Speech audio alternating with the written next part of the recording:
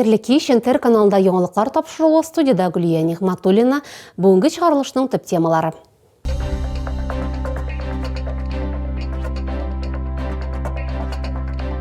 Мошенниклардан саклану чаралары, 750-ден артык Татарстанлы үзләренә кредит бирүне тыйганнар. Кемгә һәм нинди нигездә августта кайбер пенсионерларга түләүләр артачак. Гаилә альбомыннан 60 кадр. Радмир Биләев яңа рубрика башлап җибәрде. Түбән Кама федераль сабан туйны оештыручы делегация Омск шәһәренә юл тотты. Дәүләт Думасы депутаты Олег Морозовның Түбән Камага эшлекле сәфәре дәвам итә. Бүген ул шәһәр мэры Радмир Биләев белән бергә капиталь ремонттан соң яңартылган бала тудыру йортының Б корпусын карап чыкты. Республика бюджетыннан бинаны яңартуга 300 миллион сум бүлеп бирелгән. Тагын 70 миллион сум заманча медицина җиһазлары сатып алуга юнәлдерелгән. Кунаклар шулай яңа туган сабыйны өйгә чыгару тантанасында да катнаштылар. Бәхетле гаиләнең шатлыклы мизгелләре хәбәрчебез видео язмасында.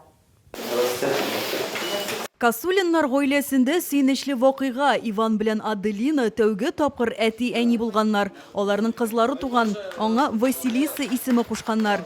Бүген сабыйны тантаналы рәвештә өйгә чыгаралар. Яшь парны Түбән Кама мэры Радмир Биләев һәм Дәүләт Думасы депутаты Олег Морозов котларга килде. Ничего лучше в жизни нет и не будет. Рожайте, рожайте. Говорю вам, как папа двух девочек. Поэтому девочки это счастье, особенно вот он будет влюблен. Кунаклар бала тудыру йортының Б корпусын карап чыкты. Бина тулысынча яңартылган. Бу максатларга республика бюджетыннан 300 миллион сум акча бүлеп бирелгән. Тагын 70 миллион сумга заманча медицина җиһазлары сатып алынган.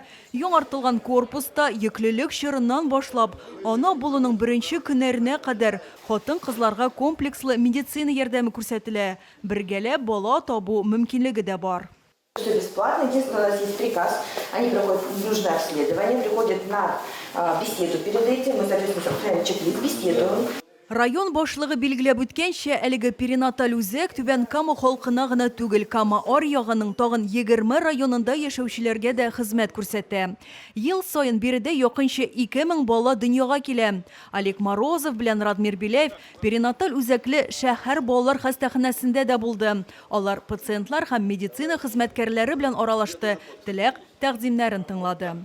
Альбина Вәлиева, Вера Моратова, Булат Зиханшин, Интер яңалыклары. Татарстанда кредит алуга үз-үзеңә тыю салучылар саны арта. Дәүләт хезмәтләре һәм күп функцияле үзәкләр аша әлеге мөмкинлектән 750 кеше файдаланган. Шикләү хезмәте бик гади. Әгәр дә мошенниклар сезнең мәгълүматларны белеп, кредит алырга күндерсәләр дә, алар моны булдыра алмаячаклар. Банклар системада тыю турында билге күрәчәк һәм займ бирүдән баш тартачак. Кредитлардан тыш үзеңә сим-карталар рәсмиләштерүне дә тыярга мөмкин. Бу шулай ук дәүләт хезмәтләре яки күп функцияле үзәк аша эшләнә. Бу чараларның барысы да кешеләрне җинаятьчеләр гамәлләреннән саклауга юнәлдерелгән. Августта кайбер пенсионерларга түләүләр артачак. Мондый категорияләр арасында эшләүче пенсионерлар, туплама пенсия алучылар, июль айында 80 яшь тулганнар, беренче төркем инвалидлар, төнья һәм авыл стажы булган пенсионерлар.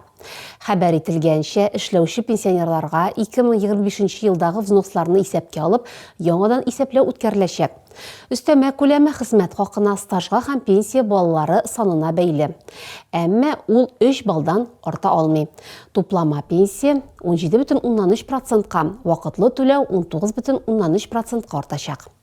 Безнең чыгарылышларны Интерның рәсми сайтында һәм ВКонтакте челтәрендәге Total Life аккаунтында карый аласыз. Шулай ук Макс төркеменә рәхим итегез.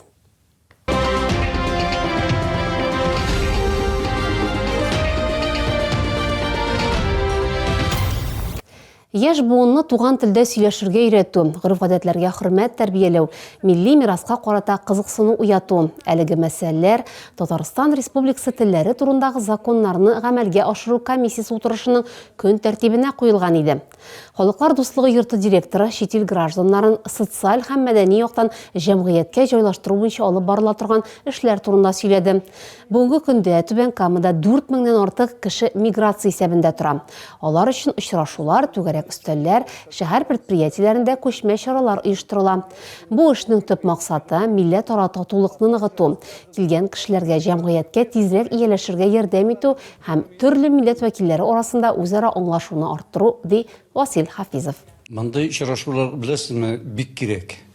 Мондай очрашулар безнең мигрантлар битендә атна саен бик күп киләләр. Алар битендә аларның безнең законнарны белеп бетермиләр. Шуңа күрә аларга менә бу тәҗрибә безнең лекциялар бик файдалы. Түбән Кама мэры гаилә альбомыннан 60 кадр дигән яңа рубрика башлап җибәрде. Ул шәһәр юбилеена багышлана. Радмир Биләев үз язмаларында шәһәр тарихы һәм төзүчеләр турында сөйләргә планлаштыра. Беренчесе нигез салу мизгеле. 1960 елның 25 декабрендә Лениногорскидан чаналы трактор поезды 25 төзүчене һәм эш башлау өчен кирәкле техниканы алып килгән. Икенче рәсемдә ул чор кешеләре, алар вагоннарда яшәгәннәр, юллар салганнар. Хезмәтләре мәңгегә тарихка язылган дип ассызыклый шәһәр мэры. Түбән Кама делегациясе Омск шәһәренә юл тотты. 18 июльдә анда федераль сабантуй узачак. Безнең шәһәр татар халкының әлеге бәйрәмен оештыручы. 150дән артык төрле яшьтәге Түбән Кама артистлары тамашачыларга үзенчәлекле программа тәкъдим итәчәк. Бәйрәм кунакларын шулай ук Казан, Йорчаллы иҗат коллективлары катнашында театралаштырылган пролог көтә. Әгәр сезгә яңалык ошаса, яисә күрми калсагыз, безнең тапшыру кичке 1-дә һәм иртәнге сәгать 6-да кабатлап күрсәтелә. Алда сезне һава торышы турында мәгълүмат көтә. Безнең белән булганыгыз өчен рәхмәт. Исән-имин булыгыз.